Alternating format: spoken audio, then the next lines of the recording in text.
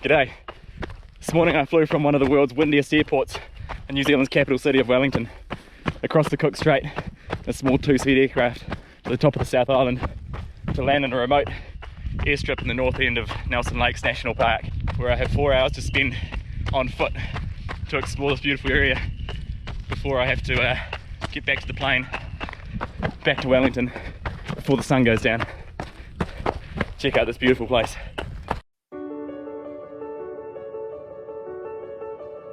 Surface wind 350 degrees 20 knots. Visibility 20 kilometers. Cloud few 1,800. Wellington delivery, Tango Whiskey. Good morning, Tango Whiskey has information Alpha with 1032 requesting a 34 west departure. Wellington Tower, Tango Whiskey, ready Lima 3. Clear immediate takeoff runway 34, Tango Whiskey.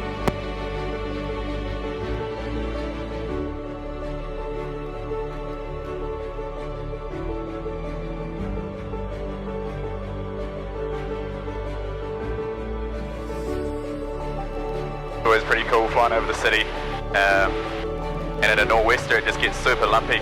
It's actually quite smooth now, but it was pretty lumpy just getting off the ground there. Tango Whiskey clearing the zone. As soon as I'm just out of the lee of these hills it'll smooth right off, but until then you just kind of have to take it.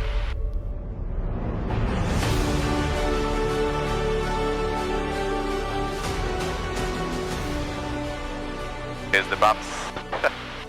Oh man, I didn't miss that, getting thrown around in a Tomahawk. So just flying from Wellington to a town called Blenheim. I'll overfly Blenheim and get into where I'm trying to get to, which is the Lake Station in Nelson Lakes National Park. And to do that I have to fly over the Cook Strait. So the Cook Strait is actually one of the most dangerous stretches of water in the world. So the narrowest point is 22 kilometres. It's super rough because of the currents that gets through here and the wind. They call Wellington the windiest city in the world, and that's because the wind that funnels through the Cook Strait and it forms what's called a venturi, where we have a prevailing westerly wind, and that air has to go somewhere, and it all just channels through a narrow area into a bit of a funnel of the Cook Strait, and that area actually creates an area of relative low pressure that sucks the air in and speeds it up even more. So that's what makes Wellington quite a windy and wet place to live, because it brings a lot of moisture off the Tasman Sea. Beautiful now, absolutely beautiful. The goal with this flight, I've been wanting to do this for years, to be able to land at Lake Station and then go for a run and then fly back. And yeah, I feel pretty fortunate to be able to do it. Tango Whiskey, clearing, control to space, thanks for your help this morning.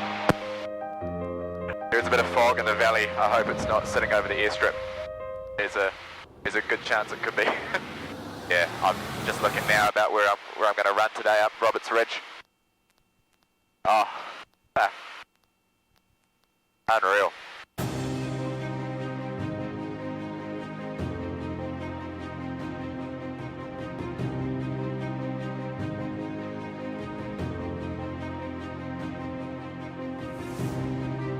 Just heading up the west branch of the Sabine River, which leads to Blue Lake and then onwards to Lake Constance.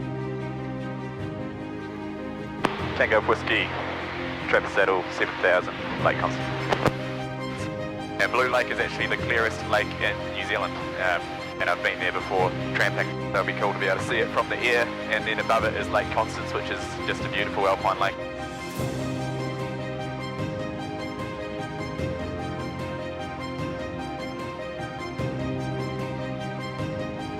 Looking behind me at that fog, it might end up just staying this high if I can't actually land at the strip.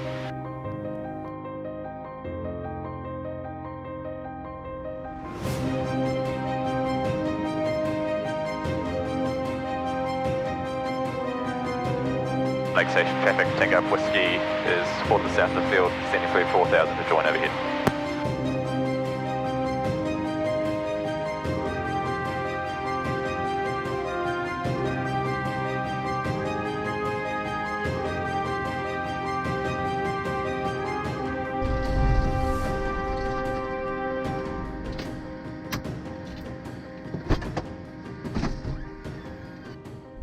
Alright, just landed here at Lake Station and got my stuff sorted. It was a incredible flight actually, pretty bumpy getting out of Wellington, which is quite normal, and it'll be there waiting for me when I get back as well. Yeah, I'm going to go and run along the road for a bit, and I'm going to stick out my thumb, and hopefully I can get a ride to the start of the track. Otherwise I've got about a 13k run to get to the bottom of where I'm actually running. There's not many cars that go along this road, so I don't fancy my chances of getting a ride. We'll see how we go. I kind of semi-relied on getting a hitchhiking ride. Yeah, but in the last 10 minutes I've seen one car, and that one car was going the other way, so it's not looking good. You beauty, we're on. Just got a ride. First car, first pickup. Righto, just got a ride for about 8 kilometres, which is unreal. From a real lovely lady from the west coast. And now I've just got to run up the access road, the car park, and I might even get another ride. But that's a huge result, because the less time I spend on the road, the more time I can spend in the mountains, so stoked with that. So pretty funny, I just had a text from the farmer who owns the Lake Station airfield that I landed at. I was calling him yesterday and sent him a couple of texts just to check in what the story was with stock on the field, because often they have sheep on the strip and you just give them a call and he'll normally just clear them for you, but he didn't reply, and I was like, oh, I'll just risk it, and if they're there then I won't land and I'll just go home, but it'll still be a good day. But luckily they weren't there, along with no fog either, so it was a win-win. And then he just responded now, he's like, all good mate, strip's all good, so that's good to know. This here is the drain of Lake Rotuiti, and it's the head of the Buller River, which is one of New Zealand's largest river systems actually.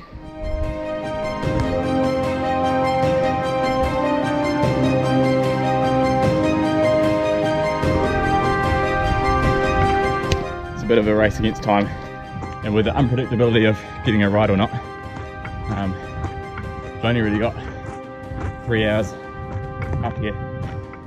End of civil twilight is 5:52 in Wellington this evening, so legally I have to land before that. That's the valley I flew up this morning, the Waido Valley. St Arnaud range I flew behind there, and then the landing strip, it's just down there. This is quite a unique place in New Zealand. It sits right on the middle of the Alpine fault line, which runs the whole length of the South Island and into the bottom of the north, and it goes right through that valley there, the Waido Valley. And this is a really good example of what's called truncated spurs. The corner of these, the top of the triangles, is where the glaciers would have carved out this valley, and that would have been the height of the glacier, because they just shave off the top of the spurs there. It's a real good example of it. And we're just looking down into Lake Rotuiti, which is the Māori name for small body of water.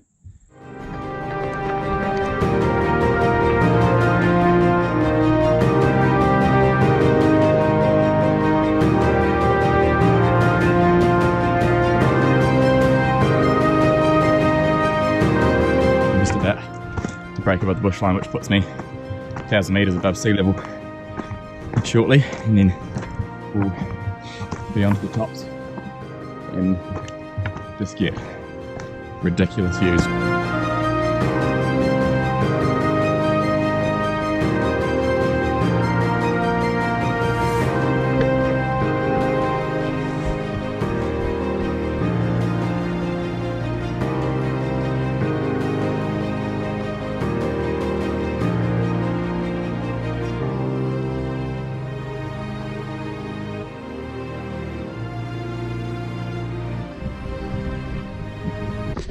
This is what I like to call hero running, where it's just a slight downhill on the top of a ridgeline and you just feel good. The hero angle can make you feel way fitter than you are. And I haven't been doing much running at all recently, so I'm not feeling the greatest. We've just arrived at a hut called Bushline Hut, which sits just above the bushline in the national park here, and it's a cool place to stay in a beautiful spot, but I've just used it to get some water, and we're going to keep going because I've only got about an hour left before I have to get back to the plane and back to Wellington, so we'll keep going.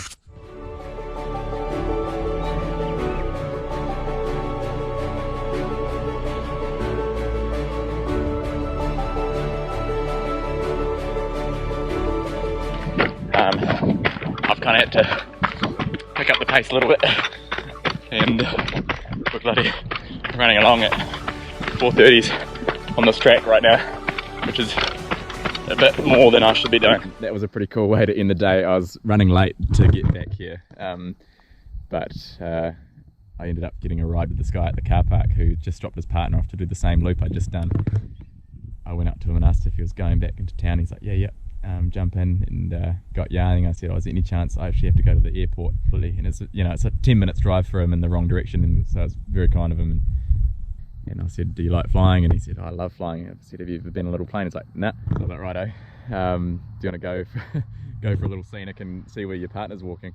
He was absolutely buzzing. We went out and flew up just above where I've just walked and where his partner was, and he could wave to her down there on the track. Probably the highlight of the day, actually. Right, you got me there, Andy. Sweet, man. So we'll head out that way and make a quick turn out to Roberts Ridge. Yeah. Fly over Lake Rotoiti, and we'll come back straight in and land. Clearance for takeoff and all that here? Yeah, I've given us a clearance. Oh, you've done it? Nah, it's all uncontrolled here, so... Off we go. Off we go. What do you reckon, man? That's class, man. That's class, alright, Yeah, brilliant.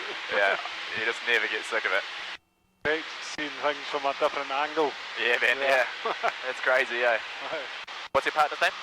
Miriam. That's where she'll be going as well. Okay. So then she'll come down that other side, and we'll just go and overfly her. Nelson Lakes traffic, Tango Whiskey is Roberts Ridge Car Park, 4,000, operating for the next 5 minutes. I reckon she'll be right there, eh? You're on the path now, you know? Yeah, I'd say so. Woo! That's so funny. Are you okay with a few turns? Yeah, go for it. I read my message saying I was going in for a flight, so I think that was her stopping. Yeah, I saw someone stopping, eh? Yeah. So I came on this hike alone. Andy dropped me to the start point. Picked up a guy who is a pilot, and they just flew over me in his plane. Fucking gas. What a jammy Dodger. Hilarious. Look at him! There it is. There he is. Onwards I go. Right, Andy, we'll land shortly, so we'll just come in. The airstrip's just there, so we're just going to join long finals if you're all secure. Yep. Cool. Lake Station traffic, Tango Whiskey is long finals for 29, number 1. Lovely. Awesome, mate, thanks. Oh, yeah, all good. That day. I was just going to snap out a few hours waiting for... Have a coffee, yeah. It's a pleasure, man. Absolute pleasure.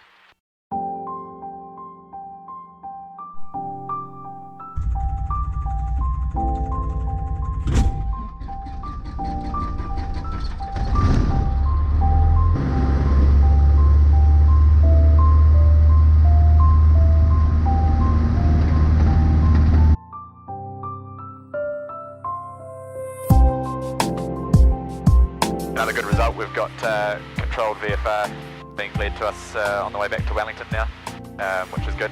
That saves us talking to other pilots.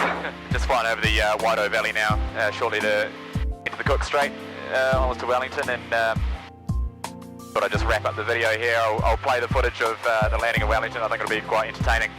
With the wind there at the moment, we've got 30 knots of wind at 2,000 feet. I think it's about 22 knots northwesterly on the ground. And just with the terrain around, it can be quite interesting. A good way to wrap up the day. It's been an incredible day. The highlight was definitely taking Andy, the guy I met, for a spin afterwards, and yeah, just pretty cool. The places you can access quite quickly. We're very lucky to have so many airstrips around in New Zealand, and you fly out of the capital city of Wellington like that, and an hour later you're deep in one of the most beautiful national parks in the country. It's cool. So Thanks for watching, and we'll see what's next. I've been cleared to join a 8-mile final, which is much better than going in close to the Sinclair sector, which is right in the lee of the south coast, which is a normal arrival. So to be able to get that hopefully keeps us out of the bumps. I'll have to take it at some point, but it's going to be pretty rough in there. Copy, just looking for the traffic now, Tango Whiskey. Absolutely beautiful out here though, other than the wind. So far, so good. It's kind of right on the nose, the northerly. 3-4, clear to land, Tango Whiskey.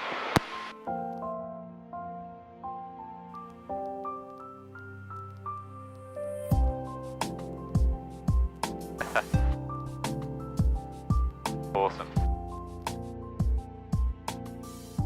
Okay, Western 8 present, thank you very much.